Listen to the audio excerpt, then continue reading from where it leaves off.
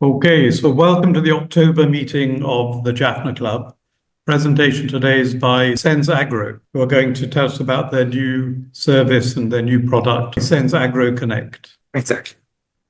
All right, so the agendas. Miller Alexander, SenzMate Connect. So the objective, the club will facilitate, foster and support social intercourse and fellowship among its members. It will build a network of members and non-members that can work together to promote the economic development of the Northern Province. What is the club for? It is a catalyst. Catalyst means it helps people like us connect with each other, helps people like us connect with Northern entrepreneurs and business opportunities, but it's only a catalyst. It's not trying to build any empires. It doesn't invest. It doesn't raise funds, only a catalyst. Here we're paging slowly through our previous speakers. We start in September 2020, and I would say this is a who's who of people who are investing and operating in the Northern Province. Miller SenzMate did an earlier presentation, I think a year ago or maybe a couple of years ago. And we had the investors, we've had previous governor, we've had lawyers, educators, but mainly we've had investors and entrepreneurs. So last month we had Sugandhan of Venkateshwara, who will be the first company that's currently based in the Northern Province that's floating on the Colombo Stock Exchange. Okay, Miller, over to you. Thank you so much. Give you the share? It's an amazing list and it's a great track record Jaffna Club has. It's great to be part of it. Thank you so much for the contribution you're doing for a long time. Pleasure to meet you, everyone. I'm Miller Rajendran, founder, CEO of SenzAgro Solution.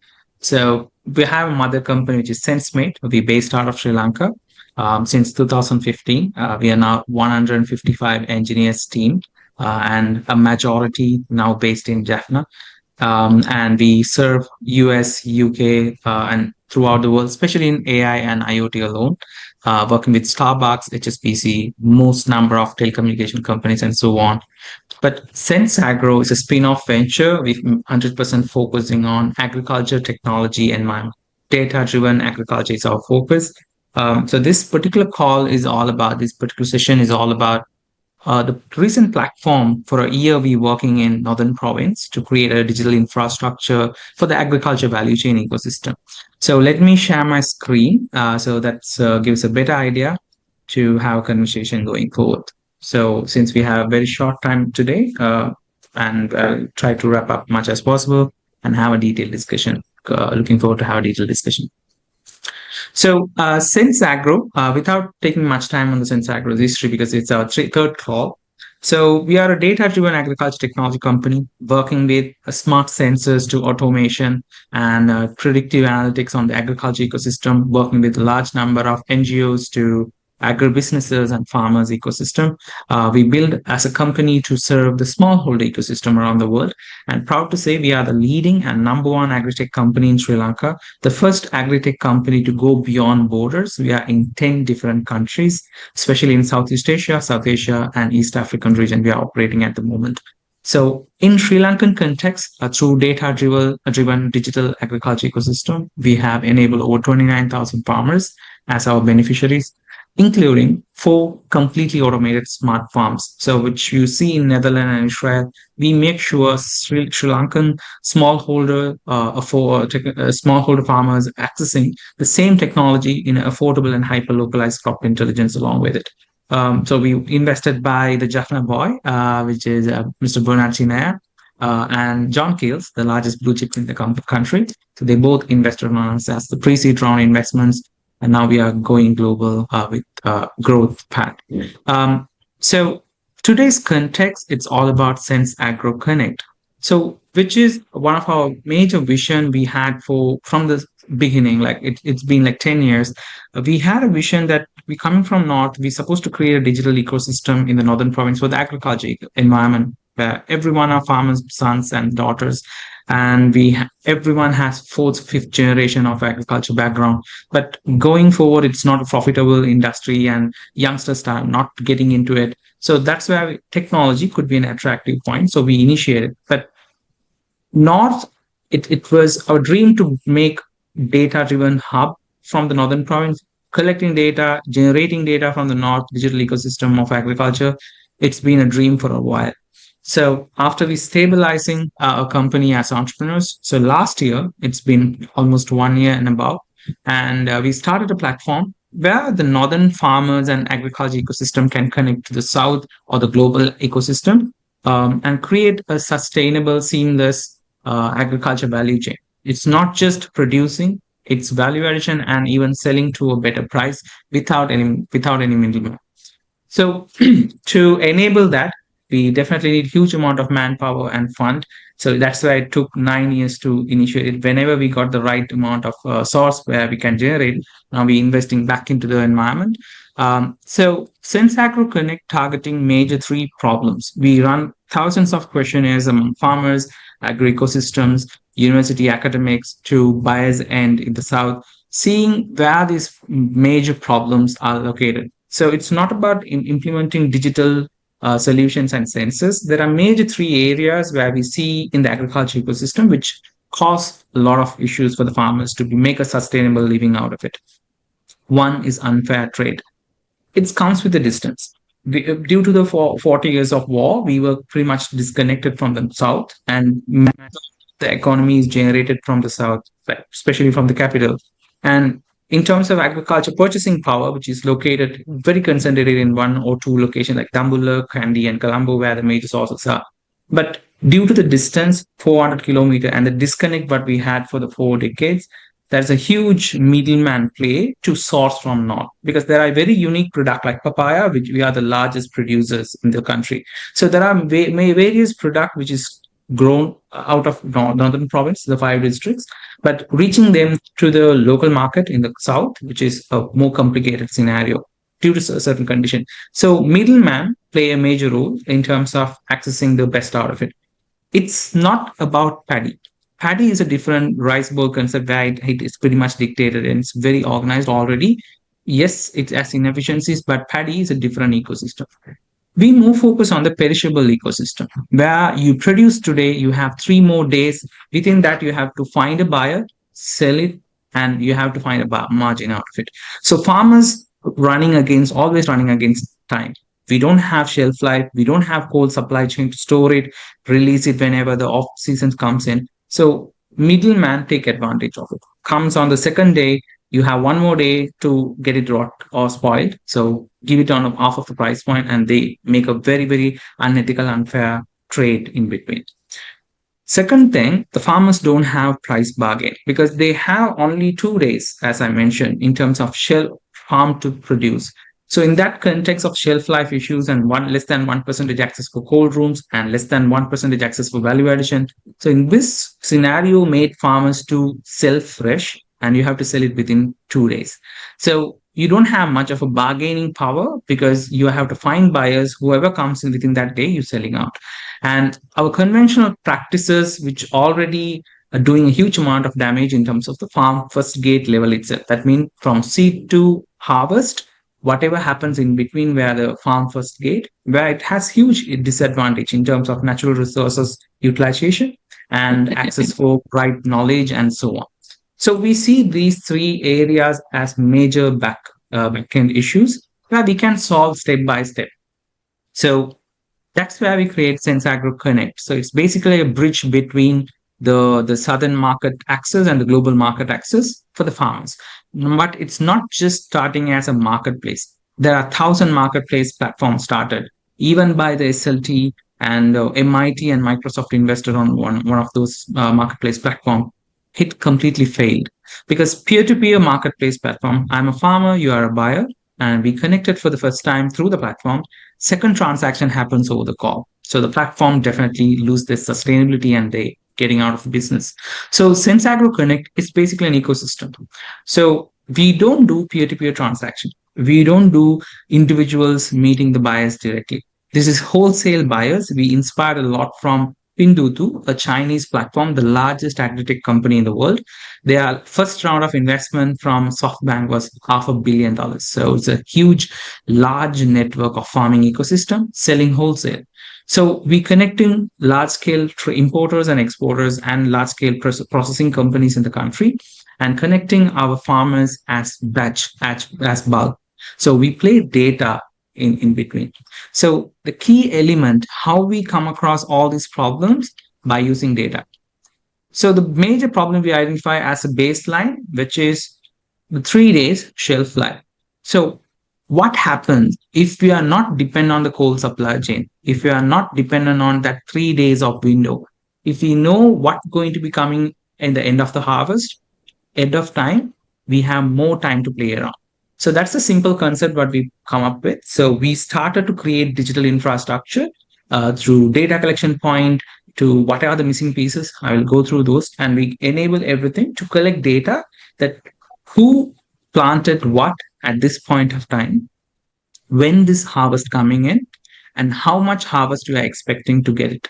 So this data is available for 12 different crops, all perishable crops in northern part of Sri Lanka, all 5 districts. So this data allow us to have like 2 to 3 months of a window where we can identify buyers, bargain with them, and predictive analytics and data allow us to work on the market price, what is the bargaining price point, what kind of price we have to sell, enabling transport, enabling processing in between. All those things has enough time, even you are getting a single kilogram of harvest in hand. So that the story I'm going to explain how we did and how it's working right now. So if let's say there's a buyer, they are looking for a harvest, let's say December midweek, and they're looking at like 30,000 kilograms of groundnut. With a click, we have that data in Kilinochi, Mullaitivu. There are the locations. How many farmers do groundnut right now? They are expecting harvest on the first and second week of December, and the machine learning platform pull up every farmer, and the collection point centers in between. Make sure to cater that demand. Who are the farmers we need to touch upon, and who are the farmers we need to purchase out, and we pass the information and make sure the transaction is happening exactly on the date. And we, on behalf of the farmers, we do the bargain and make sure they are getting the right price for a small transaction fee only as our sustainable platform. So this is the entire ecosystem we designed this entire ecosystem starting from like last year. We got a funding round from GSMA, which is a global mobile technology alliance. For this first time, after Dialogue, we are the only private company to won that award in Sri Lanka, and very rarely a tech company receiving a GSMA award in Sri Lankan context. So, which is a 50 million rupee grant, and to implement a digital ecosystem in the northern province. And we got plenty of support from the ecosystem partners like Agriculture Sector Modernization Project Northern Province. They are from the day one, they get a huge support for us by enabling farmers, enabling the collection centers for the farm buyers to come on board. Then the University of Jaffna, they help us on farmer practices, soil testing, and a lot of things. So what we create as an initial step by step, I will explain how it goes right now, but the entire story happens 1 year back. The Met Department has only 5 locations in the northern province to collect data about the weather condition. And that information, whether it's reached to the farmers, it's a question mark again. Because most of the weather stations are located in the coastal area to support the fishing industry. Farming, where they get a very rare data. So it's pretty much like guesswork. So that's allow you to, it's prone to wrong decision making. So we enable 20 weather stations in 20 different locations in the northern province. Jaffna has 4, Kilinochi 4, Mullaitivu 5 stations, Vaunia 4 station, and Mannar 3 stations. All these weather stations are not just piece of plastic. These are Davis Instrument weather stations from US, huge investment. So now we have 5 times more data than the government in terms of weather predictions and weather data for the agriculture ecosystem. This data is already streamed for more than 3,000 farmers through SMS and WhatsApp information with crop-specific advisories. Then we want to know what's happening below the ground. Soil testing data, there is no database at all in terms of northern province. There are few data sets, even in the island wide, there is no much data about Sri Lankan soil. So north, almost zero. So what we did, we collect 1,500 data points with 383 villages throughout the northern province. So this data was with the support of University of Jaffna. We fund the entire program, and we got 1,500 data points being collected. We know 14 different inorganic parameters and soil carbon content and microorganism activities, microbial activities in the soil point. So not only it gives us an idea like what kind of fertigation application you can use, what kind of crop selection you can go for the soil. We have one important point, that our biodiversity information. Microbial activity gives a biodiversity information where you can differentiate and cluster farmers who are eligible to consider as organic farmers. We have that point of information from 1,500 locations. And totally, we have onboarded 14,500 farmers in this platform. Started with 500 farmers thanks to ASMP, that Agriculture Sector Organization. They started with their clusters. There are 17 clusters created by ASMP already with processing centers. We piggyback on that network to kick off our farmers ecosystem. So started with 500, turning back 1.5 years, we are 14,500 farmers on board. And we created our own digital infrastructure of network. So mobile service providers are very much complicated in terms of making partnership and making a coverage for our weather stations, sensors, our digital mobile applications, and so on. We have created our own, in clean energy alone at the moment, a LoRaWAN network, a wide area network where any sensor network can piggyback on that public network, which SenzAgro created going forward to create any agriculture technologies positive without the dependency of any mobile service providers in the country. And we mapped over 200 locations of water sources, which include ponds, reservoirs, agro wells, and so on. Our target is going forward with thousands of field officers on the ground. We had 22 of them and 8 researchers separately from the university. So with totally around 30 people on the ground who support us with the data entry and creating this ecosystem. So this was absent in the past 4-5 decades. Even after the war, it's been 10 years, it's never been implemented. But there was a huge dependency where we can't make data-driven decision making.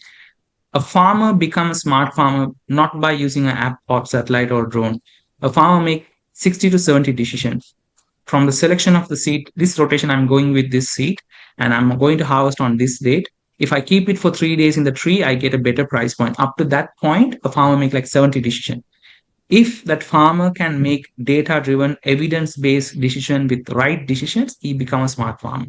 To enable that, this digital public infrastructure is highly important, but it's never been done for a very long time. So we took the initiation to make certain extent of support to the ecosystem. So this data is public. University of Jaffna are already using it. We are looking forward to partner with some DMC environments where the weather station can be used for public broadcasting on weather in context and so on. So this data is open for anyone who can piggyback on it. So this is the first step we created to the digital infrastructure. So then there is mobile-based data input. So we collect data. There's huge bottlenecks in terms of collecting data, how much you produce, where you collect, and so on. We put huge amount of incentive on the ground to collect this data from clusters. So now we have now we have 23 different clusters through our northern province. 17 clusters already being created by ASMP, the rest created by our own virtual clusters.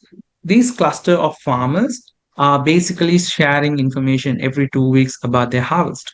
So now we have close to 15 different crops updating their harvest, what they grow at the moment when they're getting harvest. That's the primary data we always targeting on. To create this, we have spent millions of rupees onto it. But now it's making return. That's the positive sign we are always looking for. So to talk about SenzAgro Connect, what happened? So it's been 1 year we started from. For the past 3 months, we open up our market linkage. So we have data. So whether we can open up our market, that was the waiting point. So last June, we started our application to open for the market. And now we onboard 80 positive customers, buyers basically. And we have created our own network of clusters and made $40,000 worth of transactions so far in the past 3 months period. And now there is a lot of traction coming towards value addition and processing as well. That's one of the best signs we see that the system is getting sustainable. People initially purchase raw material only. Now they are looking for value addition, which is a long-term sustainability. We see a huge potential here. So even I talked to Mr. Shomeshwaran in the call. So regarding there is an aloe vera processing is starting up. So there's huge opportunity starting on taking the market towards from raw material sourcing from the first gate towards a processing value addition environment where we're getting closer to the consumer, where your margins are. So middleman will be completely eliminated and farmers become more of a successful farmer closing towards the consumer himself. So there are some major observation we have find in terms of enabling this. So I think this network, the Jaffna Club, and I'm always presenting many places where I can find support in terms of getting more stakeholders into the network. One of the major observation we have to consider here, Northern Province comes under three agriculture ecological zone, which we call it DLL1, DLL2, and DLL3. These all three agriculture ecological zones are dry zones.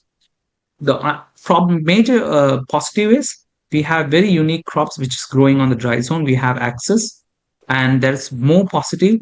Rest of the country, if it goes for off season, sometimes we have on season on that. For an example, TJC mango very recently throughout Sri Lanka it's off season, but that's exact same 2 months we had TJC mango in Northern Province. So that's the positive sign of it. But there's a negativity. The same agroecological zone you can find in Monoragala, Tambutegama, Talava, and throughout Dambulla. This caused a major problem. Towards Colombo, Jaffna is 400 kilometers, Dambulla is 200 kilometers. You can find whatever the crop mass scale production which is available in north, available in 200-kilometer less distance, and buyers would love to buy in a very closer range. So we have to break open this barrier first. So we work a lot to find the gap. So the gap is off season.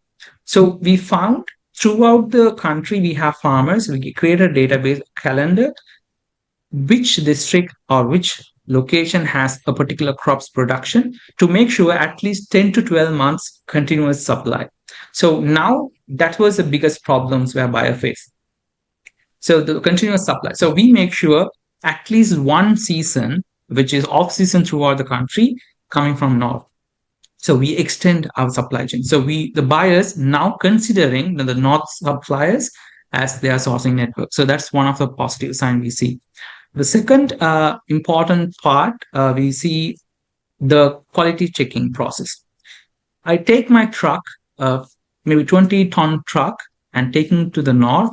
And if the quality is not in my standard, I'm expecting it happens to us as well.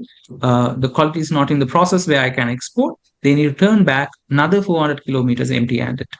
So we created something called CQC checker, which is on demand. That means if you're purchasing from one of our clusters, you can hire another individual who is trained for quality checking process, where he or she will go to the location, check the quality, take you pictures, give about updates, and give some scoring about the entire production, where you can hire that service. Then you can confidently bring your trucks. So we are enabling step by step. We are solving these issues, overcome the existing network of suppliers for at least one season. That's something we are going forward. Then that's another huge opportunity we see. The opportunity what we have in this context in North, where are the value addition? So majority of the problem comes from the last mile. 30% of loss happens on the last mile, the way you pack, way you process. So if you can do the pulping within the processing environment, if you can do the processing, if you can do the drying process within the northern province, creating more job opportunities and SMEs in this environment. But additionally, it gives a huge advantage in terms of shelf life. At the same time, very few loss in terms of the last mile. So we don't want to just be a raw material sourcing network. Now people are looking for pulping of aloe vera, pulping of, as you see here, pulping of aloe vera, pulping of passion fruit, pulping of TJC mango, and so on. So that's a huge sign of positivity comes from that. So these are some of the positive and the bottlenecks what we have. So now we have enabled sourcing for TGC mango, passion fruit, no issues at all. Aloe vera, we have more than enough requirement. Groundnut, no issues at all. But crops like banana, we have huge demand, huge supply, but we couldn't find a demand. So there are crops we find difficulty to sell. So it's not 100% enabled. So we get rid of our problems one by one. For the last 3 months, there are some good positive signs comes up, and some observations and bottlenecks and challenges we have identified. So this network I'm looking into utilizing this opportunity what we have in the ground, and utilizing and piggybacking on the existing infrastructure what we have created. We are known for the resilience and sustainability because we failed in 2015. Jahan knows the entire story. We have shared in the past.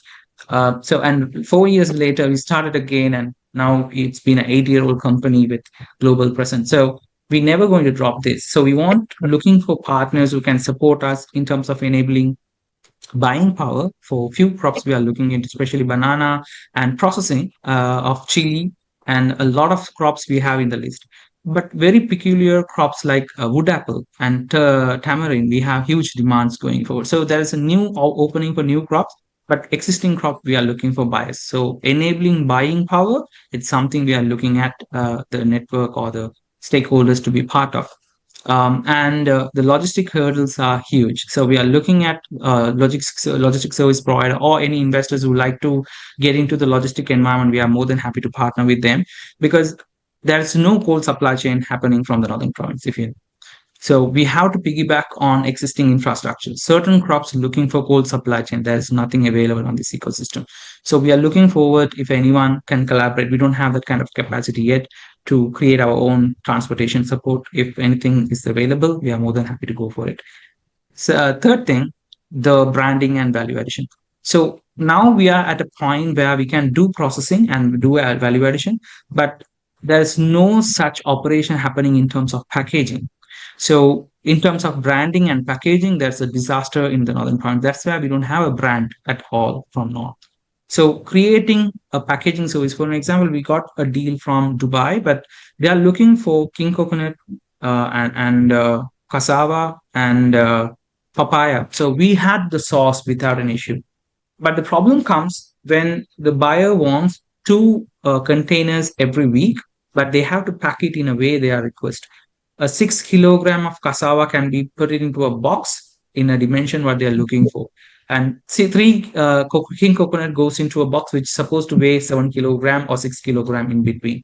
So this knowledge and creating that boxing environment is not there in the northern province. So the deal goes to a Kurunagala point, which is 100 kilometers, 200 kilometers from where the sauce comes. So that particular branding company, the packaging company, just purchase out from north all the papaya and ship it out. So we're losing huge amount of opportunity, which due to these missing pieces what we have. So if there is any value addition, branding and packaging, transportation, so this type of ecosystem, if you try to invest or interested to create some ecosystem, we have the source, we have the buying power, we have missing pieces. So you can plug into that missing pieces, and this will be a win-win situation for the north and the farmers and for everyone as stakeholders.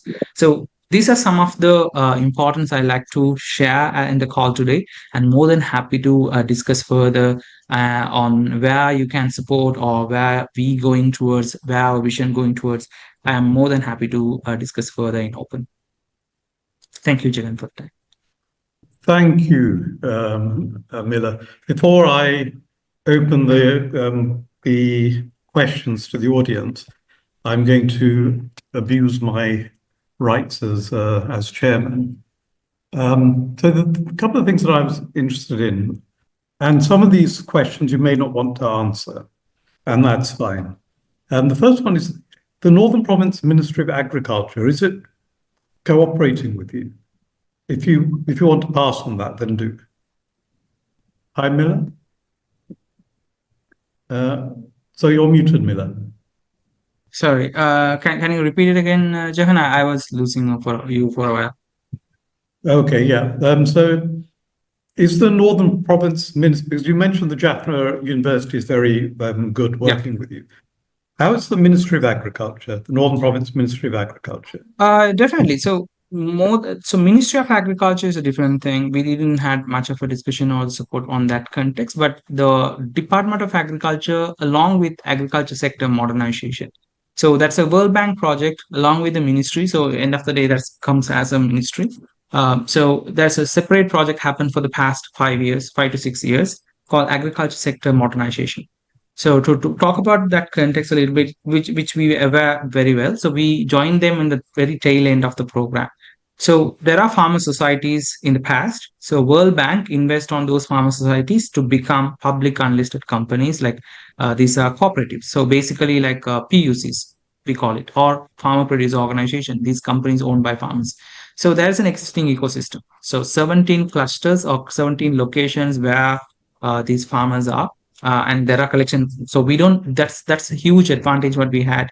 Thanks to ASMP, we piggyback on them. The first early adapters are these farmers, and the Yeah. main purpose of the platform where we don't. Yeah. Sorry, Please go just ahead. so that other people have time. I'll just ask one more question. The president announced these 3 new enterprise zones. Are they Mhm. going to be relevant to you, what you're doing? Definitely. So the coconut triangle is something we are looking forward to work on. There's a huge potential on that aspect because it's already there, but it's not mapped in a way which can be connected to a larger ecosystem. And there are some industries which is very unique for the northern province, which we never touched yet. On the aloe vera and tamarind industries, those are not yet in industry yet. Those are forestry grown, or very rarely people do tamarind, for an example. So we are looking forward to work on moringa type of value addition oriented environment. Definitely, there is a positive ecosystem we're going to work on. Okay, thank you. Does anyone else have questions? Jahan, is it okay? Jagan, it's not a question, but just to, can I talk or? Yes, Vasi. Yeah, so take 2 minutes, Vasi. Okay, it's a very brief thing, Miller. Very impressive, what you've done. So much research has been put through. I can introduce 2 or 3 people who are currently involved with large exports of papaya and all those. I will contact you later. But this same platform can be used for other sectors too, even for fisheries, isn't it? Right? Definitely. Yeah, definitely, for sure. So already we got some interesting questions and interesting synergies happening at the moment with DMC. So the same data infrastructure with what we created can be used for flood and rain and harsh weather condition predictions, and that can be broadcast through our existing ecosystem. So there is a lot of potential. That's why we call it a digital public infrastructure. We create an infrastructure, anyone can piggyback and utilize enjoy the existing infrastructure. So it can be used for various aspects. Was it? Anandan, Thank you have you. your hand up. Yeah, thank you, Mila. It's really, really impressive and very encouraging to see. And coconut, particularly, is of interest because coconut merchants, Niru Shantan, is one of the biggest of coconut water from Sri Lanka and other South Asian countries, and he's helped in packaging as well. I'll connect you with him, and hopefully Yes. he could help, and also he can have mutual benefit out of it. Definitely, Anand. Thank you so much. That's a great point, Mr. Anand, because if you see the history, everyone, like the existing coconut triangle, which is Kurunagala, Colombo to Puttalam, this triangle created a huge ecosystem, which is getting the value out of the existing coconut triangle. So from the wasted dust, the cocoa pits, to coconut water, everything is exported, and it's a huge industry financially and economically. But there's over 400 plus registered SMEs in the coconut value chain, from starting from multi-million dollar companies like Silver Mills to small companies even. They do a large amount of things. So saying that Northern Province, it's a virgin land where we just starting a coconut industry by aggregating farmers. But the ecosystem which I'm talking about, creating the multi-million dollar value additions from cocoa peats to coconut water to everything, Tetra packs of created coconut milk, vegan alternative for milk, which is coconut milk is the highest in terms of the global aspect after almond milk. So there's a huge potential on a value addition of coconut industry, which is supposed to be enabled. If we and our stakeholders, our entrepreneurs delay this process, the existing process is just 100 kilometers away. So it just simply migrate the operation and create a large ecosystem. So it's running against time type of environment. So we try to promote youngsters to work on those environments where I've started working on processing. Very rarely we have it's all known. There's nothing you have to do for cocoa beets or nothing you have to do for taking out coconut water. It's all about making it in the right process, going through the right quality process and food security and food processing environments and quality checking process. So those are some of the missing gaps and huge opportunities going forward, as Mr. Anand mentioned. So Miller, you were talking about sort of young people doing, you're encouraging the young people to do their own Yes. processing projects and the like. What do these young people need apart from the technology? Do they need funding or is that not really an issue? No, the funding won't be the primary problem, Jahan. So everyone talk about funding, they don't know why they are asking for funding. Most of the cases, without the proper financial discipline and financial ideology, they can't take money and they will definitely waste it. So that's what the curse at the moment is happening. The major problem is the capacity building and knowledge gaining on that, and they're supposed to know the complete know-how how it works. To give a context, so since we already part of this ASMP network, every single processing company has a processing environment. So they have facilities, they have dryers, they have pulping centers. How efficiently those facilities been operating, it's something a question mark because of the capacity building what they are having right now. So it's all about, it's not just investments to buying machineries and all, how to operate, how to make it right, how to take it to the market. Those are huge missing pieces. So if there is an investment or a plan coming in and they're focusing on creating a value addition ecosystem, it's supposed to go through an accelerator program. So that's the important part. So the accelerator is supposed to identify the right entrepreneurs, whether they have the network, whether they have the knowledge, whether they have the right pipeline. Investment, it may be 1 year later, because at the moment, World Bank has a funding, $120 million, which is comes, I think, from January 1st onwards. ADB comes with another $8 million. So it's not a lack of funding where it's all about. You're supposed to know the know-hows and how to access the funding. It's again sorry to another interrupt. So who should be doing the capacity building? Who's responsible for teaching the partners? It's basically entrepreneurs' responsibility where they have to find where these things are available. It's happening right now. So I'm part of a couple of programs and think tanks where I saw many young entrepreneurs from North now taking part in these acceleration programs in South. There's nothing happens in North. For an example, UNIDO do free of charge capacity building in industrial standards, but you have to apply as a community and bring them in with the right cost. Let's say I need to know how to do cocoa beet processing and cocoa beet manufacturing in North, then they will bring the specialists and experts and so on. They will teach you what to do and so on. So that's completely free. That's the mandate of UNIDO.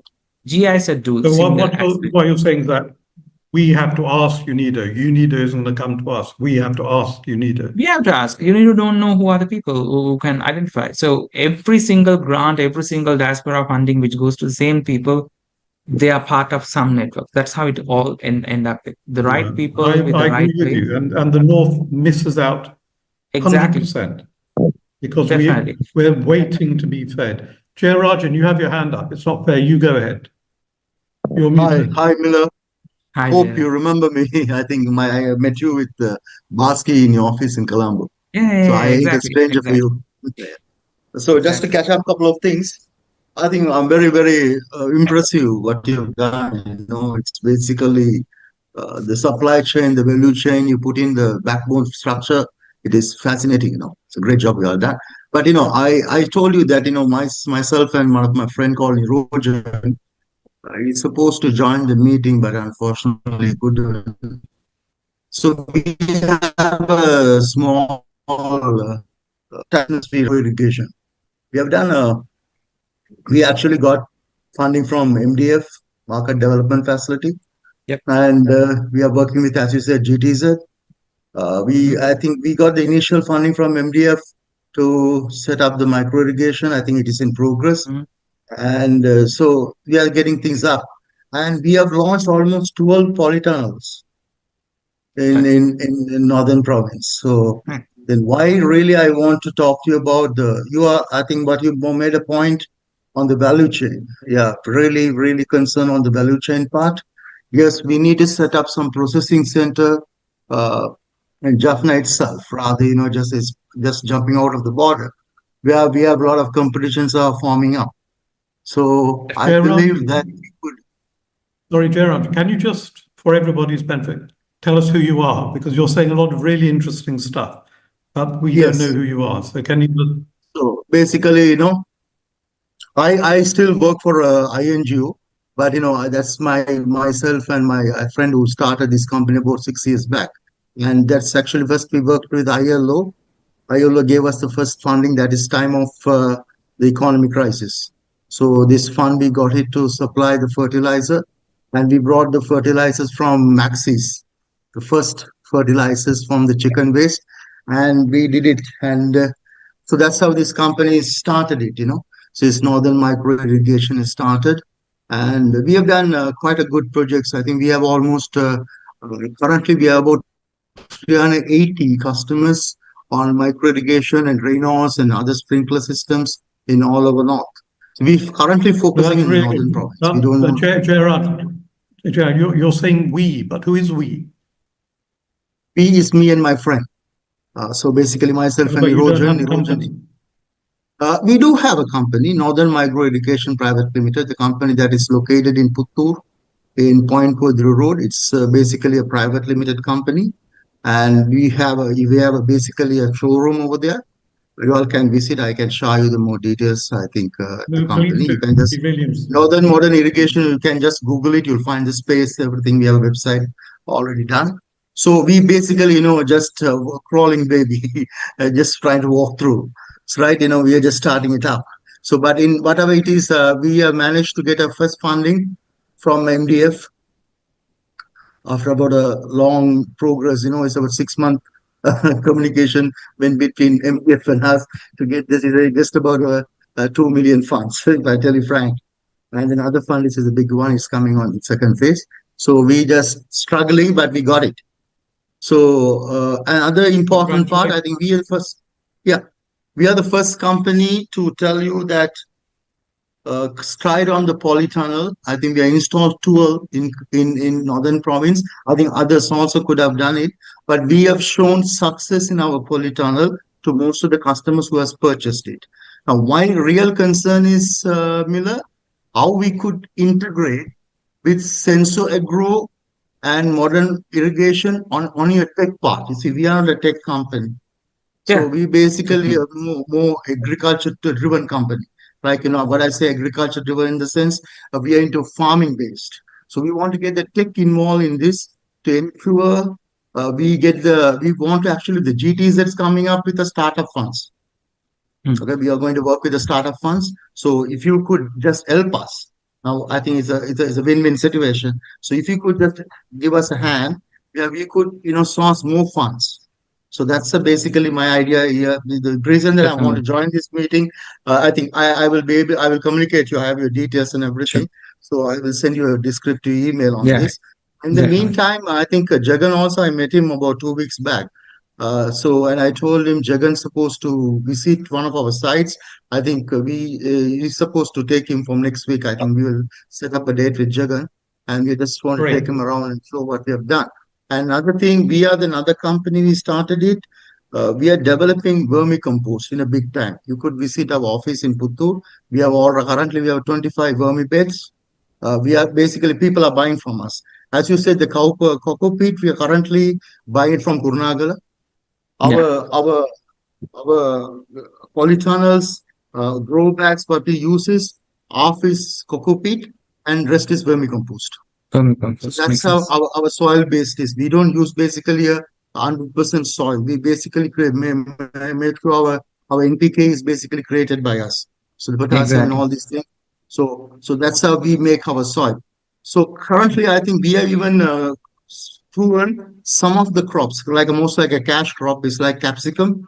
Even I think guys have recently export buyer was interested to get some scotch from us. And these things are just taking place. I think market is booming. As you said, it is not the North for 10 years back. Now North is being backed by most of the people. They say there's an opportunity in the Northern Province and market is pulled out. So we have the time to crash into the party. So we can get into the business. So Exactly. I believe what I need is, I think you are, I would consider you as a super large company. I think the investment itself, you said 150 engineers working is a massive investment. We are just two people trying to survive, right? So, and we have started this business, and we are going on, and we currently do a decent turnover. We have last year, our turnover is about 63 million. So we are looking this time to achieve at least to 100 million turnover this December. So we are just Congratulations. trying to. So what I need is basically, Miller, if you could just now for especially GTZ project that we want to submit our proposal, I think if you could help us how we can integrate agriculture with your IT startup thing, and we'll be able to get some funds. So that's I Definitely. will No, I basically. will help you out. I'm aware of the project, which is the circular You are program, right? VC for. a circular Yes. program, yeah. Yeah, yeah. I'm aware of it, so I can definitely help you out. So I'm really closely working with those guys. So I can definitely support you with that. Yeah, And Jahan, that's exactly the story as Jairaj mentioned. So now we're purchasing cocoa pits from Kurunagala. So now this new coconut triangle we are addressing in north, which is 60,000 acres. There is no need for going Kurunagala to purchase this cocoa pit if there is a cocoa pit making company. You don't need anything. You have source, you just grind it. That's it. So that's all cocoa pits required. So if it's available in North, the productivity will be huge, and there's a huge market. So cocoa pit purchased by Netherlands and Japan from Sri Lanka.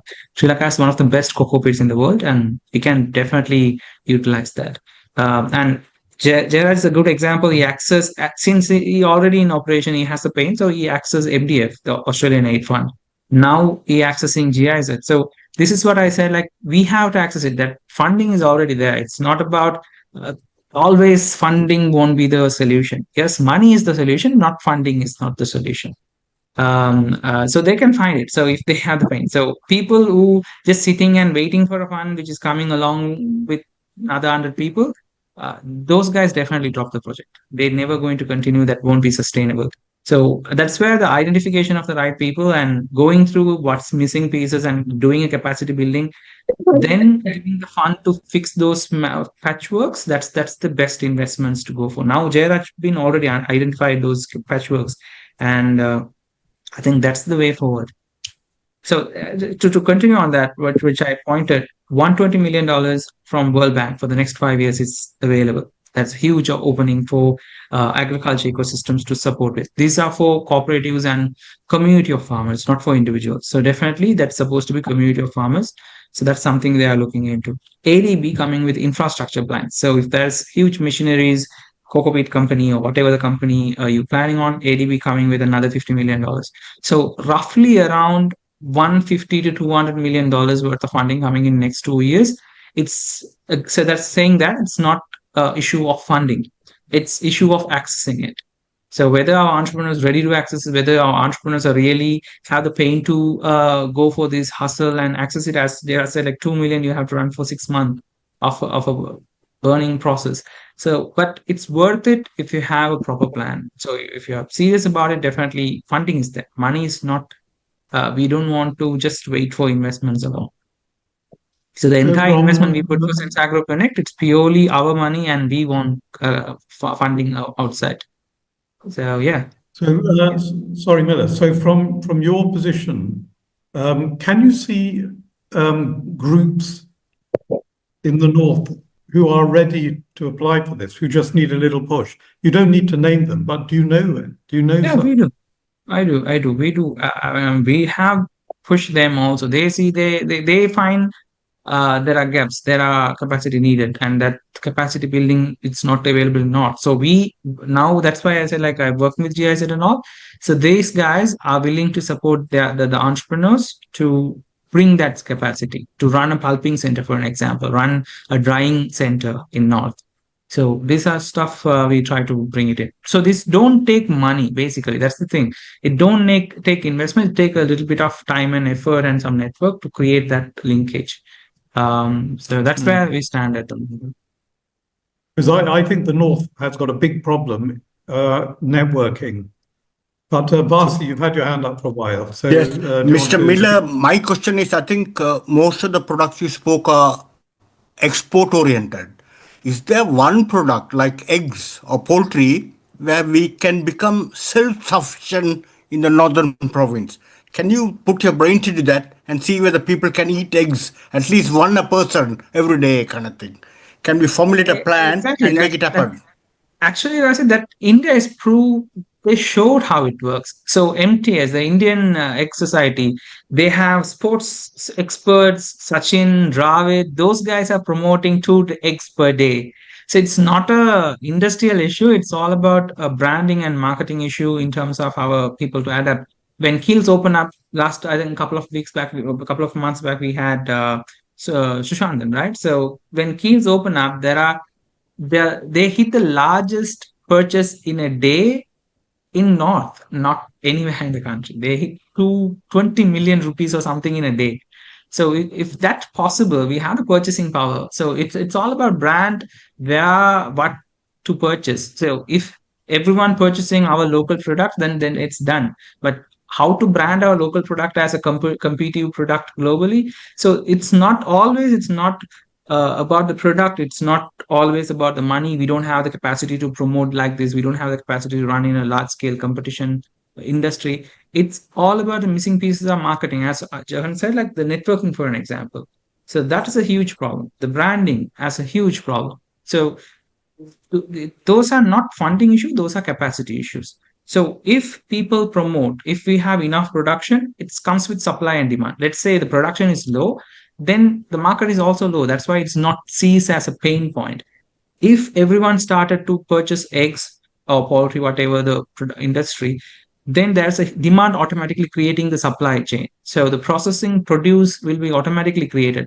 It's always bottom up, not top down. It's supposed to start from the market side of it.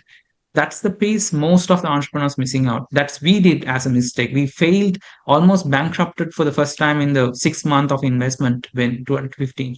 It took 4 years to realize that's not top down. It's always bottom up. Identifying the market is the important key.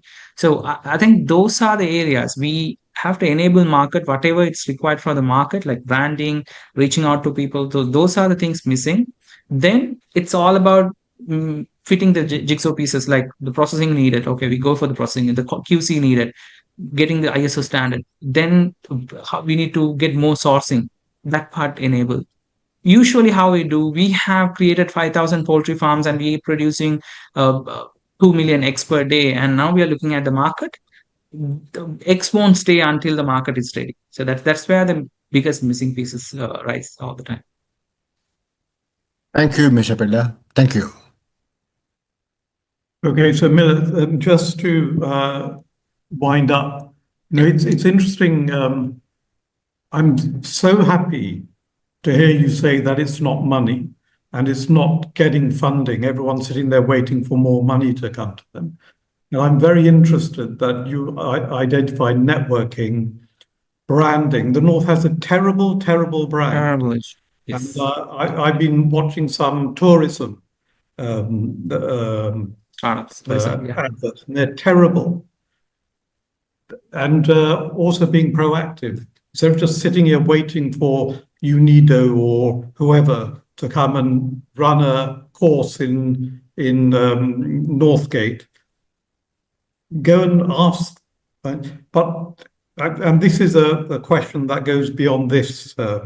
It's something that people who want to get together. I've said in jest that the Northern Province needs a consulate in Colombo with somebody there who's like our ambassador who can schmooze. I've seen so often INGOs coming up here, and the expert advice they get is from people in Colombo who know nothing.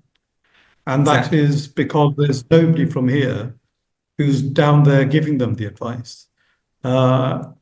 It's a very frustrating thing, it is. And I'm very happy that you've brought it up. Anyway, I'm going to, unless anyone has an urgent statement, Adhanan, you have, no. Unless anyone has an urgent statement, then I'm going to wind up because it's come to that time of the evening, morning and afternoon. So thank you, Miller. This will go out in recording. I will send it to some specific people. I encourage everyone here to, if you know specific people who would be interested in this, send the recording to them. So as usual, good morning, have a good lunch. Thank you, Miller. Good night, Kurt. Time for you to go to bed. Thank you, everyone. Thank you so much for listening to me. Pleasure to meet you all. Thank you. Bye. Thank you, Miller. Thank you. Bye.